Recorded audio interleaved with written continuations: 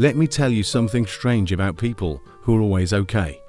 We live in a world where strength is measured by composure, by productivity, by how quickly you bounce back.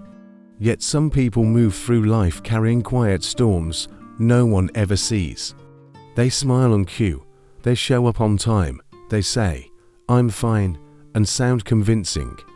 And here is the question that always lingers beneath that calm surface. Why do some people become experts at looking okay even when they are not? At first glance, it looks like resilience, emotional maturity, self-control. People assume you're strong, independent, low maintenance, but that's not the full picture. Beneath the surface, there's an entire psychology at play, one that has less to do with strength and more to do with survival.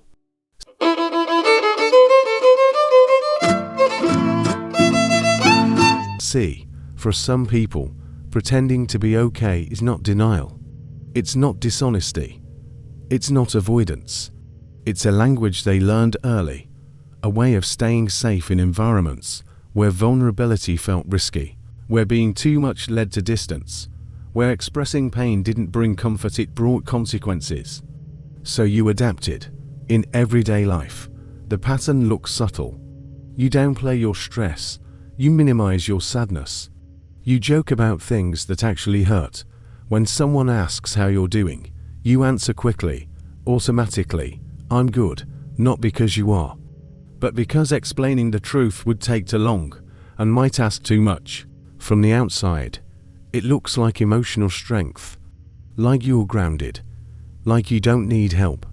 But inside, there's often a quiet negotiation happening. How much can I show without becoming a burden? How honest can I be without changing how I'm seen? Psychologists have found something fascinating here.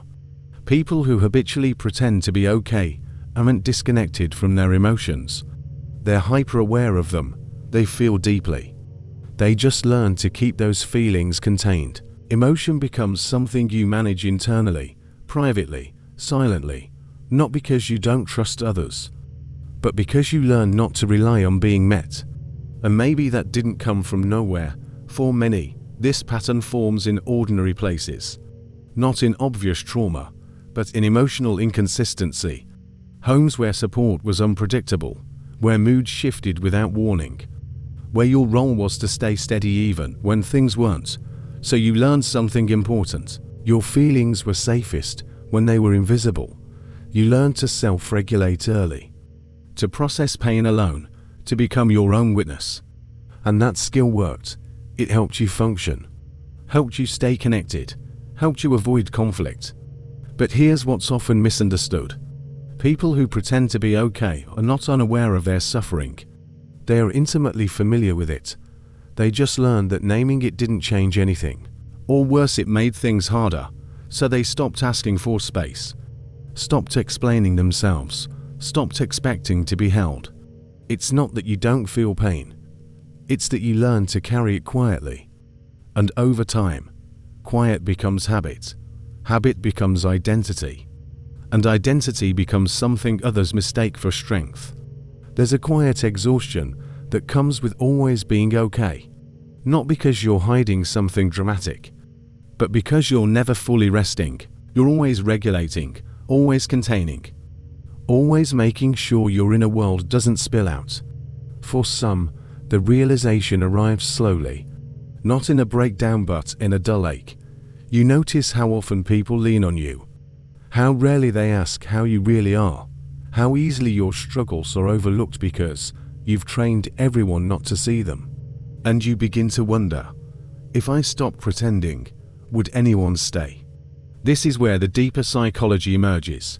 Pretending to be okay is often rooted in emotional self-sufficiency developed too early. A nervous system that learned to calm itself because no one else reliably did. Not consciously, somatically, your body learned to hold tension without release. Your mind learned to move forward without resolution. From the outside, it looks like composure. Inside, it feels like loneliness. And here's the paradox. The more capable you appear, the less support you receive, the more stable you seem, the more invisible your pain becomes. In trying not to burden anyone, you become burdened alone. In a culture that praises independence, this behavior is rewarded.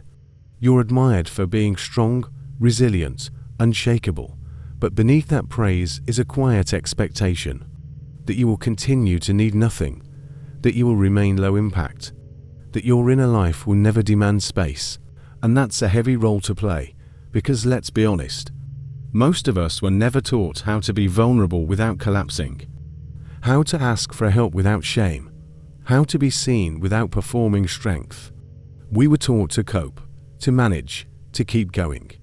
So when someone learns to pretend they're okay, it's not deception, it's adaptation. But there's another layer here, a philosophical one. When you pretend to be okay long enough, you begin to question your own reality. If no one responds to your pain, does it still count? If suffering is invisible, is it real? In those moments, pretending isn't just about others. It's about maintaining coherence, keeping your life moving in a world that doesn't pause for interior struggles.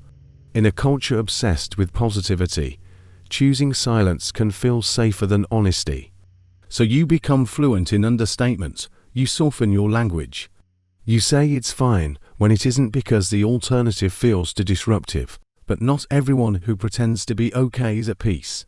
Some are driven by fear. Fear of being seen as weak. Fear of being too much. Fear that if they open the door, everything will spill out. So they keep the door closed, carefully, patiently, over time. This creates a strange dissonance. You are known, but not understood. Seen, but not recognized. Research supports this pattern. Studies show that people who suppress emotional expression often experience heightened internal stress responses. The nervous system stays active. The body stays braced. Cortisol rises quietly. Tension becomes baseline. Functioning replaces feeling. But here's what rarely gets said.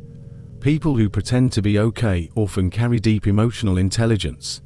They understand pain intimately. They respect its weight.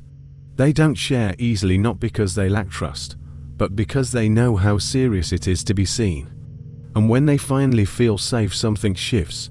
When presence is consistent, when care doesn't disappear after honesty, when their inner world is met, not managed, the pretending softens, the body exhales.